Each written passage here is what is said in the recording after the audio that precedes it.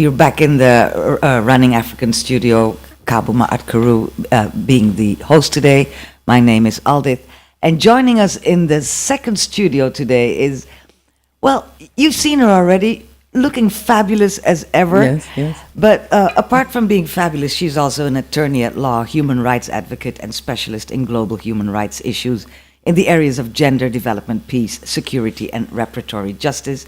And she's the founder and the chair of the Children of the Ma'afa, which is all about recognition, justice, and development, a civil society initiative. And so much more, recipient of countless fellows.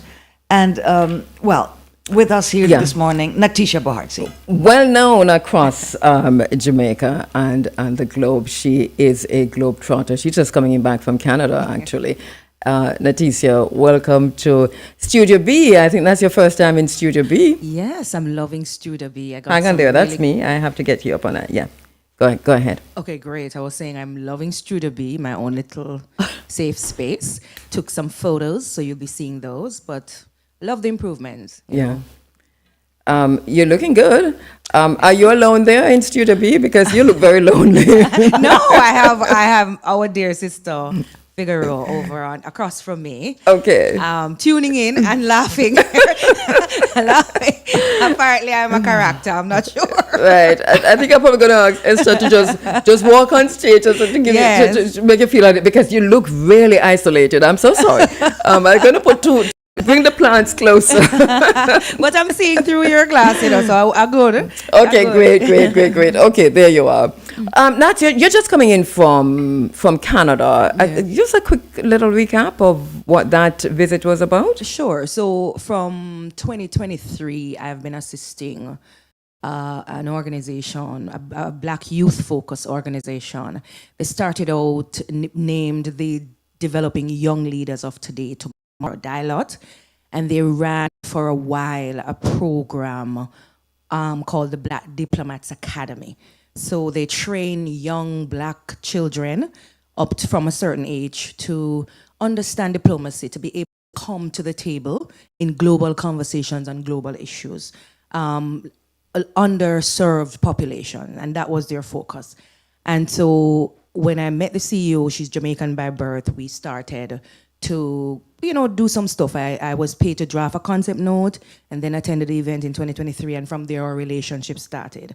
We have now outgrown, I believe, and I say we because I'm very much a part of their work. We have now outgrown the first part of what they started out, which is just the academy. We started to think about economic development and to locate young people in the developmental structures of not just Canada, but the world. So they rebranded. It's now the Organization of Economic Development and Diplomacy. It is Canadian funded. It's government funded in largely because the programs align to some of the multilateral agreements that the Canadian government may have and the need that the government is seeing in terms of the Black community. Mm-hmm. So I am now technically one of their global strategists, legal, technical, and research strategists. I am helping them with the technical stuff, the document stuff. But we had a summit. I was a guest speaker. We had persons from all over the world. A member of the UN Permanent Forum, Dr. Corey, she was a part of the discussions. A lot of the ambassadors, our consul general from Jamaica to Toronto. And it was really just a kind of a convening around the issues that young people face, yes, but the international decade of the first international decade for people of African descent, the output and what we hope to achieve when we move now into the second international decade, which is what we're in. And how does a permanent forum feature? And how is the work on the ground merging with the real realities of the people of African descent on the ground? I suppose, obviously, continuing work. We are, as usual, really proud of the work that you're doing, Nattecia. Thank you, my and sister. as I said earlier, we saw, we're just going to jump right in here because you came to talk about a whole lot more, right? But that's right. I saw the post that you deleted, and I don't know if you want to talk about that post. I do. But yeah, because I'm not sure. All right. So basically, it is connected to the vote at the United Nations that Ghana carried for to the UN, Right. Asking the United Nations to vote on the slavery Right. being the greatest crime against Crime against humanity, humanity, yeah. which actually happened. The voting structure, if you will, is very revealing. 52 or 53 nations that the European Union voted abstained. The UK, the US, and Argentina voted no. Even Malta abstained, I think. Well, isn't that where all the Christian, what you call them? The dungeons. Yes. Oh, you too. mean- I mean oh, the guys on the horses, the ones that went to the. I forget Oh, the what- Crusaders. The Crusaders. That's Malta. Oh, well, there you go. It's the Maltese cross. I didn't even make that connection. But you see, and this because I kept saying, I mean, Malta, you know, but this is pretty good. But here you are, Nattecia. So you, and I want Peter to put this up because I screen grabbed something from you that I sent to Peter immediately, and I said, Peter, and it's literally, I think, from a computer screen where you were looking at the countries Right. that were actually present or signed off on the document Or itself. had something to do with the document. Let me throw it out to you and tell me what it is that you were so concerned about that you texted and then posted and then deleted. It was the ongoing hypocrisy. Let me put it in, that's a broad framework. Yeah. I believe there's a level of, There it is. as my mother would say, I like to quote my mother because she's from that time where the sayings make sense. My mother would say, it's like you lick we and show we if you drop. And I find that for a while now in the anti-racism architecture, whether working formally in Jamaica and now doing some work on the global level, which will trickle down to Jamaica, I find that, and I'm going to speak, is the government of the day, and I'm doing a broad brush without apology, and some parts of government doing this liquid and show if a drop. And I'm going to tell you something that's embarrassing. A sister and a brother from the Caribbean, we were having a discussion while you know, just going through some ideas on Zoom. And when this came up as to Jamaica, and I've always been boasting about the fact that I was the legal, technical, and administrative consultant to our national council and that we did a lot of work, etc., right? So I am known for that. I'm known for somebody to be a part of the struggle.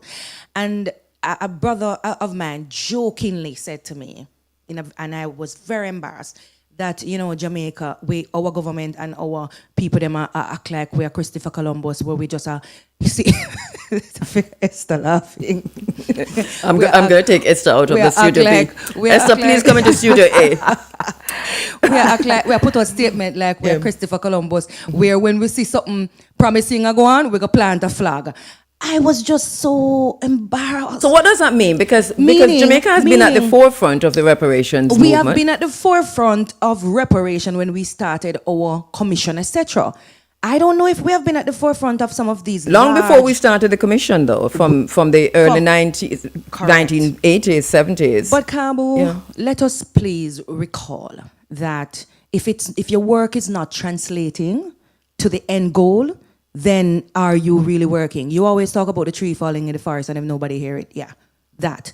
I'm saying, unfortunately, if Ghana was the face of this resolution, and I understand, given UN legal structures, that we needed to have somebody at the face. I wrote a legal opinion 5 years ago to suggest that someone move a resolution on the Human Rights Council, given the fact that I am off with the UN structure.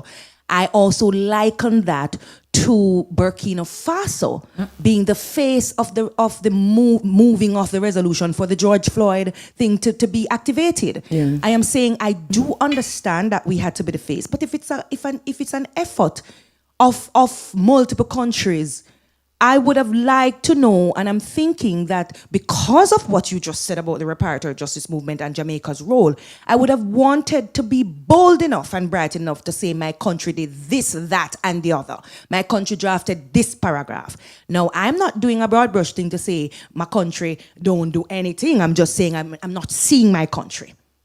Okay, so Peter, put that up again, because that was a screen grab from Nattecia's post last night. And basically, if you look at, can you see it, Aldous? Aldous is putting on her reading glasses. I am. Okay, so what we have there, tell us what we have there. And I want to also add it to the why.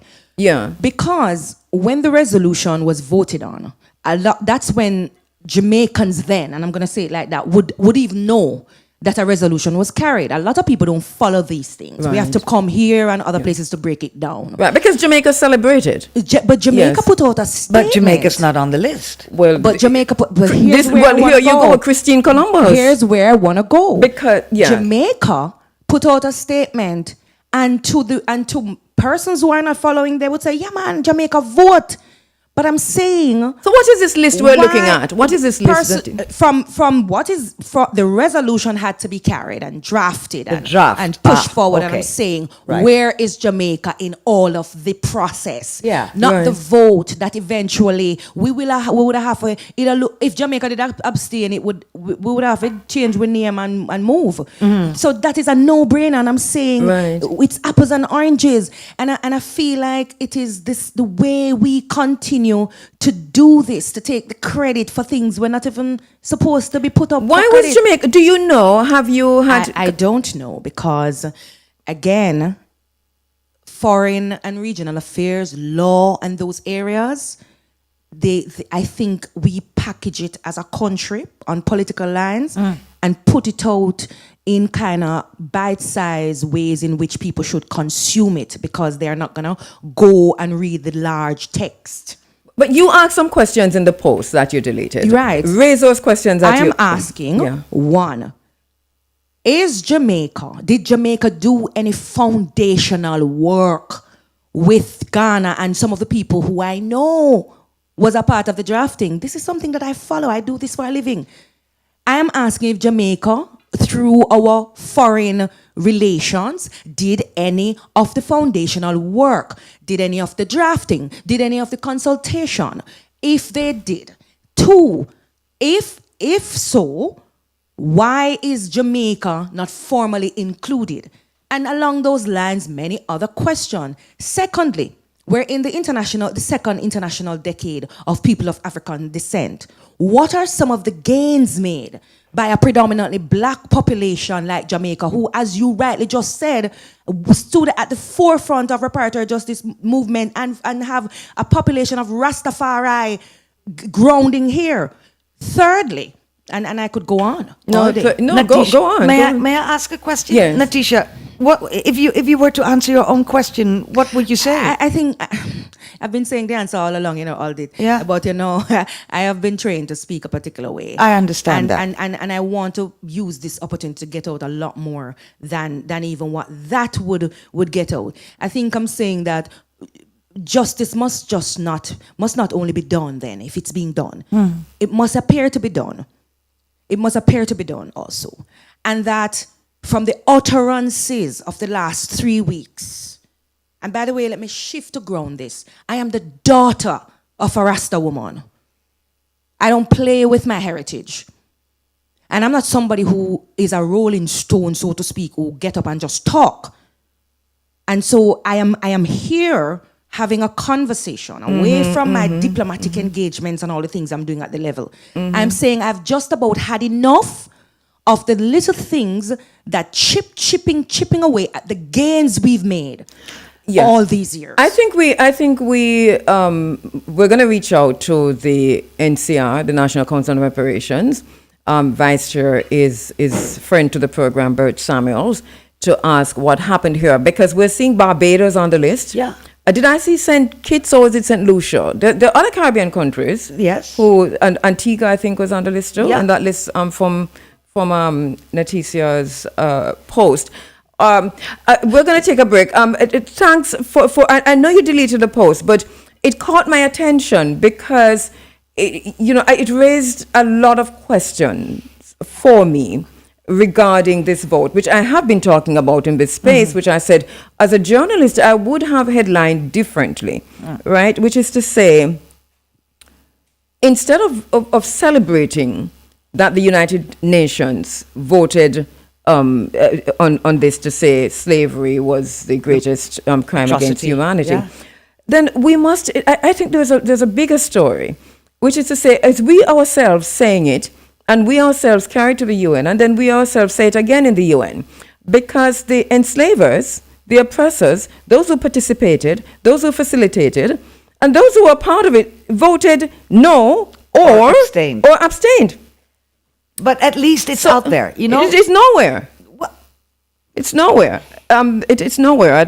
I'll talk about the United Nations impotency, I think, is where we have to go, right? The United Nations need Viagra. Let us. We'll take a break. We'll be right back. Let's take a break. Yeah. From the creators of Money Fridays, we introduce to you another radio first. Grab back. Stay locked into Irie FM on the 107. This and every Monday in the wake-up call for a grab bag, and you could win up to $50,000 cash weekly, plus other prizes. All you have to do is call Irie FM when you hear it's grab bag time. Tell the announcer which bag to dip into, and what comes up is yours, just like that. It could be a gift from a sponsor. It could be $10,000. It could be $30,000. It could be a whopping $50,000. Or it could be, sorry, try again. But if you don't have a representing hand in the bag, you don't have a chance. Grab bag is brought to you courtesy of Tiles Are Us Limited, Banners Valley, St. Elizabeth. Tiles Are Us. Maggie, we are so good together. At Island Used Car Sales, our vehicles are professionally maintained and priced with you in mind. Drive quality you can trust and value you can afford. Visit us at 2 Worthington Avenue, Kingston 5, or call us at 876-968-4571. Negril, Jamaica. This is history in the making. Burning Bushes Music presents Bush Bash 420 event series, Monday, April 20. It's Bushman versus Sound Trooper. No singing, just pure sound clash energy. All taking place at Sador's Ethiopian Restaurant and Bar, Negril Beach Road. Get your pre-sold tickets online. $3,500, $5,000 at the gate. Bush Bash 420, sponsored by Roots Rocking Reggae Radio, Irie FM. Don't miss this. It's the nicest carnival event, St. Catherine Carnival! Saturday, April 18 at Dinton Sports Complex, Lindsay, St. Catherine. General admission, pre-sold tickets $4,000, $7,000 VIP, $5,000 at the gate. VIP $10,000. Music by Kurt Riley, The Unit, DJ Monks, DJ Foodie, and DJ Peckham. Hosted by Check Boss and Maya Slaves. Live performance by Skipper. Must be 18 or older to drink. Drink responsibly. ID required. I tell you something, boys. This is a national carnival for Jamaica. All right, so Carnival is on today, I think. Yeah, I think Irie FM will be there also. It's a big day for Carnival on the island. I know that there are lots of ways that we think about Carnival, and I'll talk about that, when we get a chance with my good friend and sister here. I see her laughing already. But I'm a calypso girl. I can calypso and soca. All right, so Nattecia Bohardsingh is in the house with us. And Nattecia, lots of questions coming in, as you can well imagine, Yes. because people are surprised. I wonder if it's an oversight. These things don't just take a day. I know for a fact. That when you're going to have an intent of drafting a resolution and those things, persons are informed. There's a particular structure to these things, right? I can tell you that when I went to the World Bank, I posted it, by the way, on my page. When I went to the World Bank to deal with different matters at the launch of the report, I met the deputy chief of staff to the Ghana's president, Nana. And Nana and I started talking, and when she told me about this effort, that's even before the resolution was passed, I said to her, is it okay for your aide to video our conversation? And she said, yes, video it. And that's how I got the video.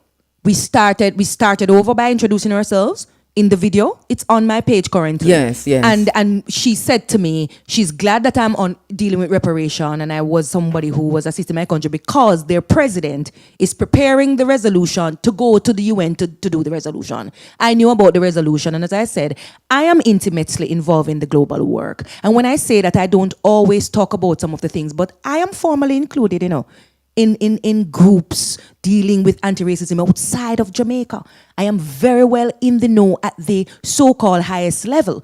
So I'm saying to you that if Jamaica don't get involved, I can understand the reasonings, but don't come outside to package something to allow it to look another way. That's where I'm having a problem. And I want to lean in on something now locally, because there's a kind of a shift to the dark side I am seeing when it comes to the gains that we have also made. On the one hand, we understand that we're a people coming out of slavery, and we would have had to chip away positively to kind of detangle the fabrics of discrimination, multiple aggravated ones. We would have to chip away towards the symbols that represent us as a nation that didn't start off as equals, right? And we've seen the work. We can call the names of the people.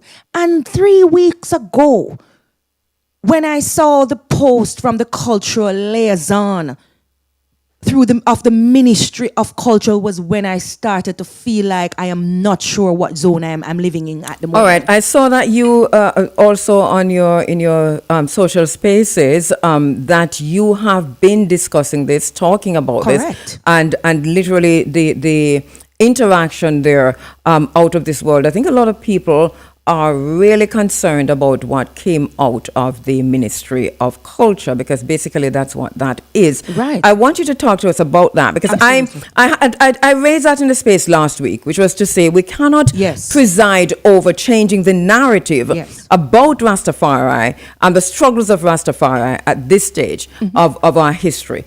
So what was the post, and what are the major concerns that you have?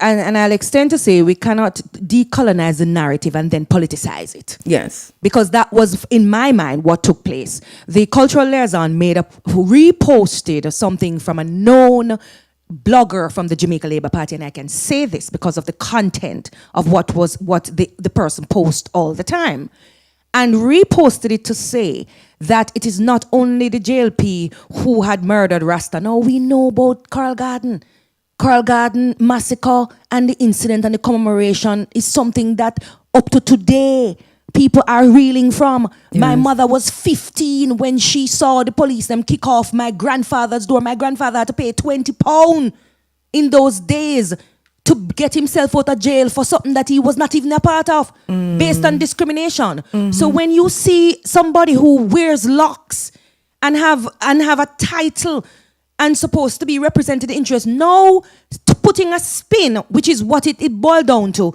on such an incident, you have to wonder what is being orchestrated and who sanctioned that. The post was about this very event being more PNP centered in terms of the atrocities. First, she said, PNP murdered Rasta. No Rasta died in Coral Garden. No Rasta died in Coral Garden in itself. Only the murderers then, the persons who the PNP hanged under their government. So this post was a repost, or no. She reposted the article that the other person posted, but then made these comments. These were Okay. her comments. So these comments made by the cultural liaison. I can read it. Liaison in the If you Ministry want, of yes. Culture. And I spoke to this last week and Yes, literally yes, said that and yes. Minister Grange has a care of duty. I mean, I don't want to call it in Duty a law. of care. Duty Let's of spin it care. around. Duty of care to respond to this and to say and to distance the Ministry of Absolutely. Culture from this. But go ahead and And I'm read not it. saying that these are Yeah. the sentiments of the minister. But you would but- have known that I Yeah. worked intimately with the minister on reparation Yes, and on the yes. anti-racism architecture, and within those times she had been a formidable partner. Yeah. When it comes to what she needed out of it, I understood her mindset. Yeah, and I don't think it's her sentiments either, So but I'm it's coming say- from her right, cultural liaison. Right. But read I'm it for us. saying, but I'm saying, fast forward now to St. Kitts actually doing something for Rastafari in their nation as an island state, and Jamaica get up, take offense. Take offense. Before we go to St. Kitts, because I want to go there, because I raised that last week in this space, Ida, also, and you were you're an attorney that I want to ask a question about this, because I know you've been looking at it. Can you find the post? Yes, Go ahead and read that. And also that the RMO also has a lot to say on this, I am told, and Yes, the RMO has put out a statement. It's a pretty long statement. I wasn't able to open it until just as I got to work, so I haven't been able to read through it. So if you have, I'm going to lean on you to kind of talk us through. I have All it. right. And tell us who RMO So is. let me tell Yeah, you what yeah. the cultural liaison said. I have it here. Yes. After the blogger post, most Jamaicans know nothing about Jamaica's history under the People's National Party led by Norman Manley. And it had Norman Manley face. That's the blogger, right? And it went on to cite some of the things I said earlier. The cultural liaison reposted. The other half of the story that hardly ever told. Claudius Henry was in prison serving 10 years for treason when his son Rodolphe was hanged by the PNP for attempting to overthrow the Jamaican government. It's worth mentioning that despite the much repeated statement, in bracket, bring them in dead or alive, that would be the statement from Bustamante, right? Made by Buster after the arson and chopping to death of police and citizens at Coral Gardens by Rudolph Franklin and his gang. She put in caps, no Rastas died in the roundup by police and army after the shocking killing. Many Rastas were badly beaten, brutalized, locks cut, and homes smashed. Those would be my ancestors, by the way, I'm injecting. But were not involved in the murderous Coral Garden incident. Only Franklin and the people he chopped to death died at Coral Gardens. You know, What is this? Yeah, it's a rewriting of history. And this is something that I've warned the Minister of Culture about. That under her stewardship, as far as I am concerned, the best culture minister Jamaica has seen, I stand by that. I've said that many times in this space, has been Babsy Grange. But under her stewardship, Jamaica's history is also being rewritten. Those of us who have lived the history, who have participated in the history, who created the history, are being written out of history under Minister Grange's stewardship. Sooner or later, we're going to have to go in search of ourselves. And this is basically where we are. So this is a rewriting of the history, and this is why I think Minister Grange has to respond. And then what they would have expected after a statement like that being put out a week before Coral Garden, that my mother who endured brutality, 15 years old, would go and knock drum and stand up beside anybody who is trying to erase their pain. And what is the attempt at internal reparation? All of that going to go to naught, because whether or not you are going to assist in housing, healthcare, and etc. If you are going to, and I'm saying you in plural, and singular, if you are going to rewrite the very atrocities done, what's the sense of reparation? Part of reparation is acknowledgement and acceptance and satisfaction. Yeah, I think this is very serious. It's really serious. The history of Chief Tetchy in Jamaica and the literary archaeology around Chief Tetchy has been rewritten through the Ministry of Culture in the last 5 years. Why? Why would that? I do not know. This is a point. The history of the return of the ancestors to Ghana, Crystal, that has been rewritten by the Ministry of Culture. Now, I've raised this point with Minister Grange. I've looked in her eyes and I've told her that the history is being rewritten under your stewardship. And this is not a good look for somebody who's doing so well. Exactly. What did she say? Well, she said she was going to look into all of these things, but nothing has changed. Correct. You see, nothing has changed. You need her to be in the studio next week. I agree. I am appealing to Minister Grange that it's not a good look for your ministry. For me, I think that you do not want this, and I think that you really do not know. But the minute that we raise this with you, to say those of us who participated, those of us who organized, those of us who literally conceptualized, who came up with the idea, those of us who did the literary archaeology and discovered, for example, the correct spelling and name of Chief Tetchy and where he's connected to in Ghana. We are being written out of that history. That entire history has been given to foreigners under your watch. And by foreigners, I mean non-Jamaicans. Let's just take a break. We'll be right back. I'm getting angry. I don't even want to. Safe, reliable, great value. Always buy from an authorized IGL dealer. The time by IGL is now 7:47. I throw it to you and Nattecia. Nattecia, I know the RMO has also put out a statement on some of this, but before we go to the RMO statement, which I hope that they have also included the discussions coming out of St. Kitts and Nevis, which is to say St. Kitts has done something that through their constitution, and I am concerned about this, and I want I don't know the extent to which you have been looking at it, but I want your perspective on this, because I remember covering when Jamaica acknowledged Rastafari as faith, right, in law. Right. But my recollection of this is that it wasn't necessarily a blanket recognition. There was a one church situation, and I'm saying church because that's what it was. And I had many interviews, I think, with Senator Fox and all of those persons who were now carrying this into the prisons, because now you could legally do this.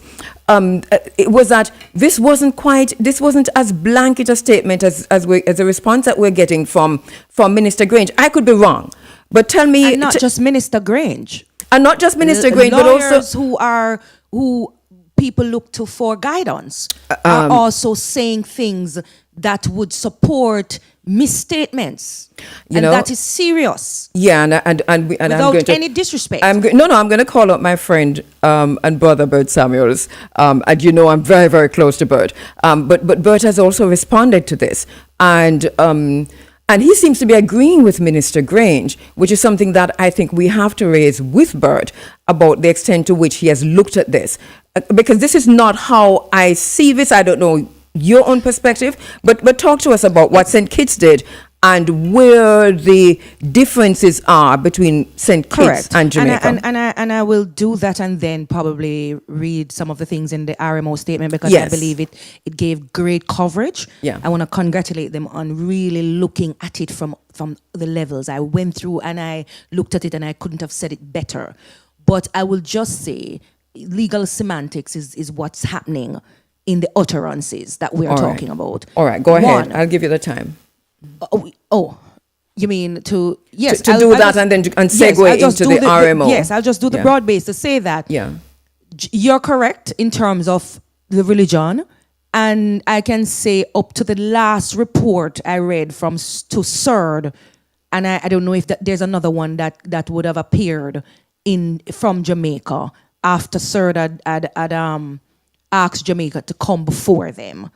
As you know, I would have helped with that statement to CERD from that time in 2022 be able to say to the Committee on the Elimination of Racial Discrimination, this is what is lacking. That was sent, CERD called the government in front of them. You and I know, my sister, that I follow this. I read everything. I know what is going on, even if I'm not saying it. So the minister and the ministry appeared in front of CERD, and they said a few things.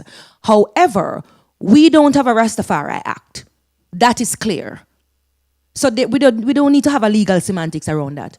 Up to the time before CERD called the ministry, we were still saying to the UN that we don't have any indigenous people in Jamaica.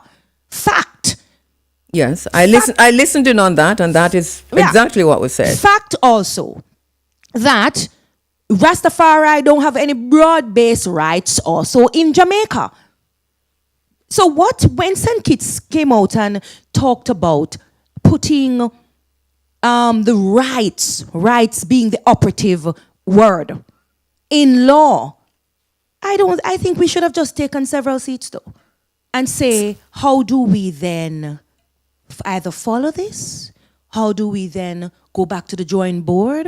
How would we then see how we can compare, as we learn in law, compare, contrast, distinguish what St. Kitts is saying they're going to do for our population? We didn't do that. We came out strongly and misled a whole country in thinking that St. Kitts is not doing anything novel because we don't guarantee Rasta rights in law. And then a few case laws were used in the media to signal that this is the evidence. This is what we have done, and therefore Rastas have rights.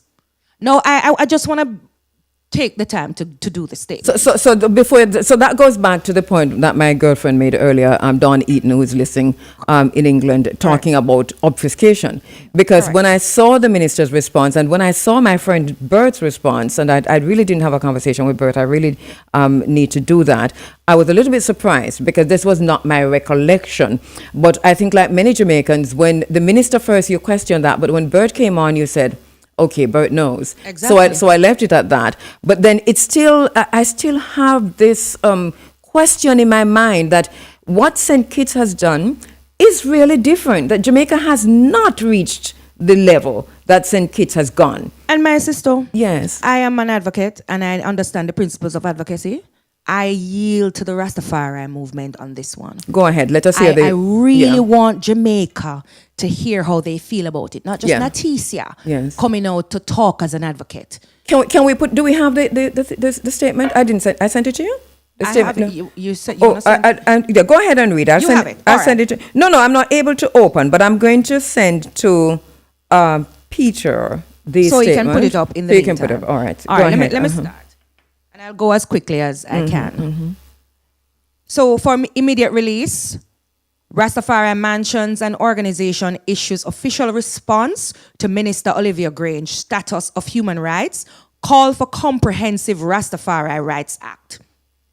Now, Rastafari, the statement reads, Rastafari is an indigenous culture and faith-based group of Jamaica which has made global impact on humanity in diverse ways. Since the emergence of Rastafari in Jamaica in the early 1930s, following the coronation of His Imperial Majesty Haile Selassie I of Ethiopia, the community has over time evolved into an iconic and revered global symbol of Jamaica, African consciousness, and a prominent moral standard of righteousness and wholesome living for the world. The formally constituted Rastafari Mansion and Organization, which represents the widest consortium of Rastafari organizations in Jamaica, applauds the government of St. Kitts and Nevis for establishing its standalone 2023 Rastafari Rights Recognition Act legislation, which officially recognized Rastafari as a religious group and provides both sacramental rights and baseline economic reparations for Rastafari citizens. The formal March 2026 declaration in their National Assembly underscores their commitment to human rights for their Rastafari citizens while raising significant awareness of disparities that remain inadequately addressed. RMO must also acknowledge the government of Antigua and Barbuda for the 2023 sacramental authorization grant under their existing 2018 Cannabis Act, which explicitly links Rastafari religious and cultural identity to human rights responsibilities and provide a reparation framework through cannabis licensing that provides for economic justice. And let me just let our listeners know, for those who are listening on the 107s and those who have not gone over to Facebook or YouTube, that we have the statement on the screen on Facebook, YouTube, IG, you name it. So you can read along with Nattecia. Go ahead, Nat. Yes. Further, RMO rejects and refutes the Jamaican government's recent claim that Rastafari has already been providing meaningful recognition for Rastafari within its legal and constitutional framework, a claim which came in response to St. Kitts' recent declaration of legislation advances in their country. Jamaica's claim of regional leadership in legislative protection of Rastafari rights is false. True recognition and protection requires specific definition and entrenchment in law to ensure broad, multidimensional legal status that can be filtered into various branches of government with enforcement and monitoring for accountability. That has not happened. RMO therefore calls on the government of Jamaica to engage the Rastafari community in developing the country's first comprehensive Rastafari Act, drawing on regional and international models for historically oppressed peoples. The acute need for such an act cannot be fully appreciated without acknowledging the lived realities of Rastafari in Jamaica. And I'm pausing there. Yes. We have headers such as, and which could be ventilated in this press statement. We have headers such as state discrimination and violations. Have further headers, inappropriate positioning of rights, economic exclusion. Have headers as such as cultural and economic exploitation, highly ventilated in this statement. No, the fact that there's no reparatory justice framework, including government's hurricane relief efforts. And I want to pinpoint that, because while we talk about internal reparation for the community who suffered in the Coral Garden, the unfortunate Coral Garden massacre, there is no broad-based enabling or affirmative action through law, which is a requirement. If you look at all the reparatory justice, transitional justice, which is an area that I have delved into in my career, you will see that when a population is marginalized and disenfranchised, what you need to do is to embolden the structure so you can have equity. When the Hurricane Melissa happened, I was part of the relief telethon, webathon, right? I went and I supported it, and I even made a post about it.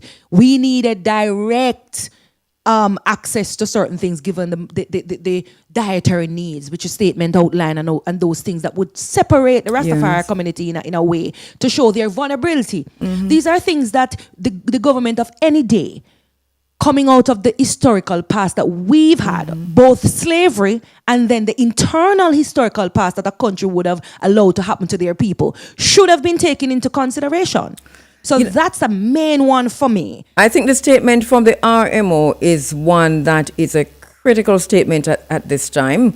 I think that the minister, and not just the Ministry of Culture, because this also goes to the Ministry of Finance, Justice, Social Development. Right. To say, so here you have a response, it's obfuscation, I'm using Donnie's word, from the minister already immediately on the heels of St. Kitts making this momentous change to the law, to say that Jamaica did that already. But what we're hearing from the RMO, which is a Rastafari Mansions and organization, and what we're hearing from an attorney at law, human rights attorney at law, in the studio with us, Nattecia, is that is false. The statement, and if you read that line again, I don't know if you can find it, Nat, where the RMO is saying that this response from the ministry and from the minister is false. It's It false. says, and carried it, the RMO rejects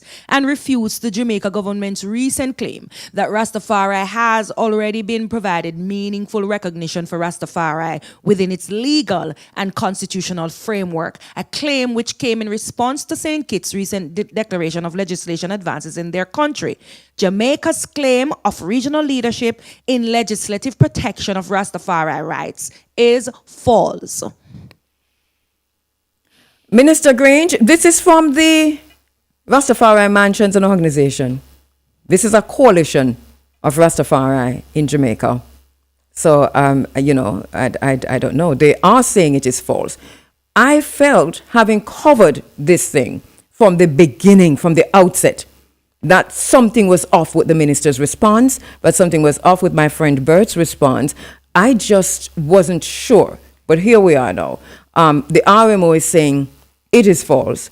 A human rights attorney, Nattecia, is saying it is false. And I really do think it is false. Well, I for one, have never heard And you history say... saying it is false. Exactly, Nattecia. I've never heard in this program you saying what apparently now the Minister Grange Yes. is saying. No, and we have covered Rastafari extensively. Yes, you have. As a matter of fact, and I go back to Fox, because when it happened, there was something happened, which was to recognize Rastafari faith in law. But I remember my coverage of this, which was to say, why just one Exactly, group? That was my exactly, coverage, exactly. Why just one group? Right. And I had, tons of interviews on that. My sister, Yes. let me broaden this discussion a little bit. All right, we're out of time, but go ahead and broaden. Yes. No, broaden yes. in the sense of yes. just to say this, to tie up everything. Yes. When I was a fellow with the United Nations for people of African descent, Yes. we got some training and we were told to write a sample proposal to the working group on people of African descent. You could choose any topic. I remember that, you need. yeah. Yes. So I'm locating everything I'm saying in this. Yes. You could choose any topic because we wanted to see how the working group would work for us if we have a claim. At that time, there was the case of the child that was locked out of school. Yes. And the utterances from the stakeholders and stuff. And I wanted, as a learning fellow, to understand how the mechanism could work for a people who are from a predominantly black population that can't talk about black and white issues. Bear with me. Now, what I did as my test case was that very case, but changed the names. Yes. I used the actual legislations, like the Education Act. I use all of the things in real life except the name of the case and gave it different defendants, different claimants. Yeah. And I wrote that as my test case and I went in front of the person and they said this is a prime case that could be written up to the working group. Let me tell you what my submission fell on. It was that one, and I'm being very clear this morning because I've had enough. I'm just going to ask our next guest, who is Mark Malava, president of the JTA, to stand by. Mark, the one we are friend, hold on there. Stand by for us, please. That's why Nattecia is laughing. I didn't know that he was your next guest. Yeah, my next guest. Yeah, go ahead. Yeah. But bear with me, and I'm sorry, Malava. Yeah. But I'm saying this to say, when I looked at the current legislative framing in the country and the constitution at the time, what we recognized was this. The Jamaican constitution, up to today, does not have a broad clause to explain the different types of racial discrimination. There's a ground for race. Article 1 of the third has a broad, come here if I go to school. Article 1 of the Convention on the Elimination for Racial Discrimination has about 5 areas of racial discrimination, of broadened definition, right? Jamaica has 3 when they talk about race. The third has written to Jamaica, whether in the periodic review, whether in their, the UN has written to Jamaica, whether in their periodic review, and the third has written to Jamaica over and over. I've read at least about 10 things to Jamaica to say, we're asking you as a country to broaden your to actually give a definition for racial discrimination and broaden it to take into consideration direct and indirect racial discrimination. Let me tell you what the implication of that is, or the benefit to that.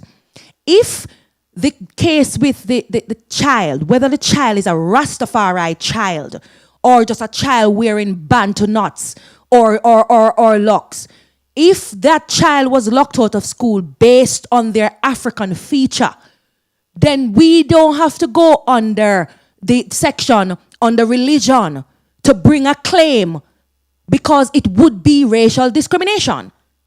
If we had a broader definition in our constitution, we wouldn't have to hopscotch and forum seek. Yes. And so right there, I'm saying, that if alone, we want to pretend that we're doing work, we can just take up a recommendation and run with it, though. Yes. Go broaden the definition, put a resolution somewhere in our parliament.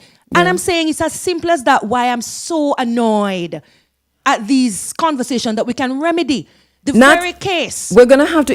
let me finish the sentence, and we do have to ask you to come back to look at that further. I think I'm saying the very case that I'm referring right now was a case taken up by some of these attorneys on the ground that I wrote to the CERD. We have not yet gone to the CERD, by the way, or the working group about any of these cases. Then it's left at the level, here so, and done. All right. You know, there's so much work to do, and I want to, Nattecia, I hope you're able to come back, because I really want to continue the conversation, whether you're able to come in studio or we do this by Zoom, to continue this conversation. We are now moving into a discussion on race in Jamaica, and this is a discussion that we're going to have centered within Rastafari case studies. Nattecia Bohardsingh, thank you so much, my sister. Thank you for having me, and nice to see you on audit. Yes, noted. Wonderful. Nice Thank to see you too. Sure. A quick break, and we'll be right back with much more.